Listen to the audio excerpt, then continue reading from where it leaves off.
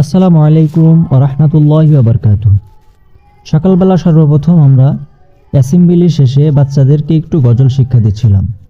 গজল শেষে বাচ্চাদেরকে সুন্দরভাবে আমরা সম্মিলিত গুছিয়ে শাহবাজপুর পথ র্যালি করার জন্য চলে যাই।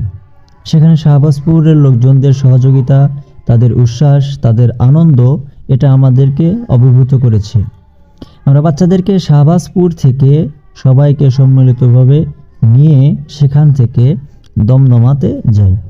দমদমা র্যালি শেষে আমরা সেখান থেকে জটিবাড়িতে র্যালিতে যাই।